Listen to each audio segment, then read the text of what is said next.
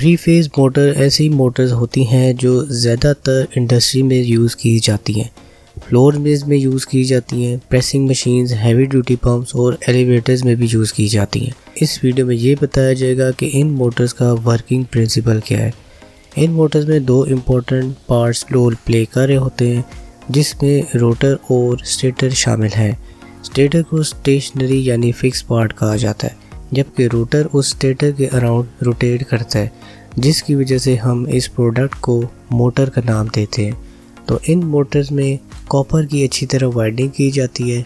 In winding से फिर 3 phases देने के लिए 3 वायर्स को बाहर निकाल दिया जाता है और उनमें स्टार और डेल्टा कनेक्शन प्रोवाइड किया जाता है। 3 फेज़ मोटर्स में जब 3 फेजेस दिए जाते हैं तो उनमें एक रोटेटिंग मैग्नेटिक फील्ड प्रोड्यूस होने लगता है। इसके अंदर जो वाइंडिंग्स होती हैं उनको डिफरेंट स्पेस में कवर किया जाता है।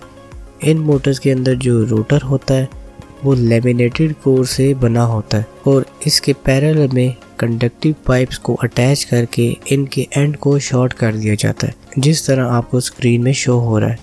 इन बार्स की वजह से इसको स्क्विरल केज स्ट्रक्चर कहा जाता है।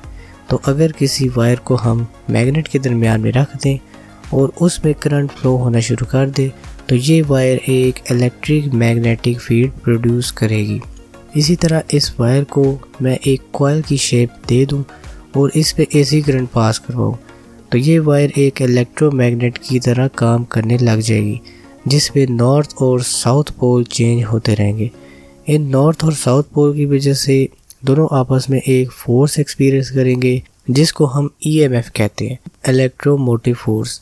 इन परमानेंट मैग्नेट्स के अंदर जो वायर्स मूव करने लगेगी उसको हम रोटर का नाम देते हैं और जो परमानेंट मैग्नेट्स हैं उसको स्टेटर का। थोड़ी और डिटेल में देखें तो अगर इस सिनेरियो में इन कॉइल्स के दरमियान में एक क्लोज लूप वायर को रख दिया जाए, क्लोज लूप वायर को हम करंट देंगे, मैग्नेटिक फील्ड प्रोड्यूस होगा। अब ये दोनों मैग्नेटिक फील्ड्स जब आपस में इंटरेक्ट करेंगे तो क्लोज लूप वायर में एक रोटेटिंग इफेक्ट आ जाएगा। ये एक्चुअल में वो फोर्स है जो रोटर एक्सपीरियंस करता है और मोटर रोटेट करना स्टार्ट करती है। इस सिनेरियो में ये रोटर हमेशा के लिए रोटेट नहीं करेगा।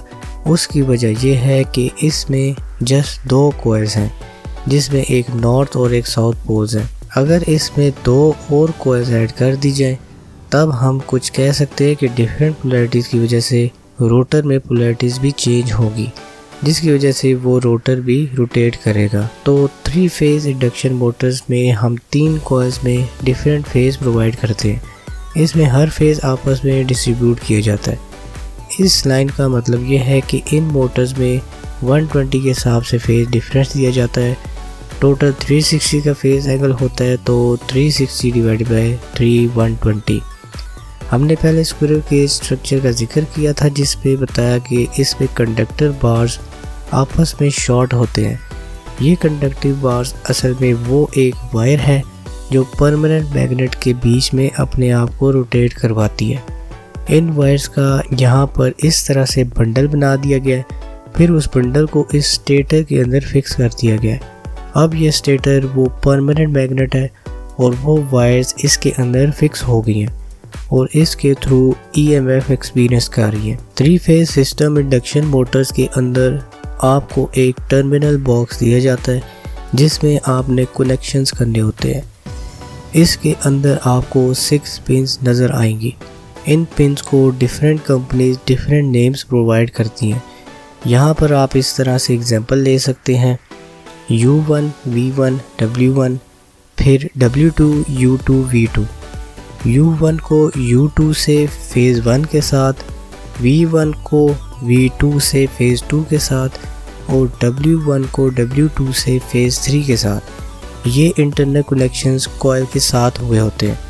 इनको समझने के बाद अब आपने कनेक्शंस करने होते हैं, जिसमें 2 टाइप्स आती है, स्टार और डेल्टा। डेल्टा कनेक्शन में आपने इन वायर्स को आपस में इस तरह से कनेक्ट कर देना होता है, जिसकी डायग्राम आपको स्क्रीन में शो हो रही है। ये डेल्टा कनेक्शन है जो एक डायमंड की तरह होता है। स्टार कनेक्शन में ये होता है कि आप इन वायर्स को इस तरह से कनेक्ट कर देते हैं, जिस तरह आपको स्क्रीन में शो हो रहा है। अगर आपने इन मोटर्स की स्पीड को फाइंड आउट करना हो तो आप अपने इन मोटर्स को में जहां वाइंडिंग्स फिट की जाती हैं उनमें स्पेसिंग देखें। इन स्पेसिंग को पोल्स कहा जाता है। इन पोल्स में वाइंडिंग्स को फिट करते हैं और जितने ज़्यादा पोल्स हों उतनी ज़्यादा मोटर की स्पीड इंक्रीज़ होती है, जिसकी बेस पर फार्मूला भी बनाया गया है जो बताता है कि NS = 120 × F/P। NS को हम मोटर की सिंक्रोनस स्पीड कहते हैं। फ्रीक्वेंसी वो है जो नॉर्मल घरों में यूज़ की जाती है, यानी 60 हर्ट्ज़। P पोल्स को कहा गया।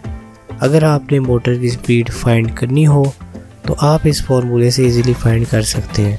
तो आज के लिए इतना ही है। I hope you enjoyed this video. अगर आप इस चैनल पर न्यू हैं तो don't forget to subscribe my channel, like, comment, share and hit the notification bell to stay tuned with my upcoming videos. Take care of yourself. Fi aman Allah. Goodbye.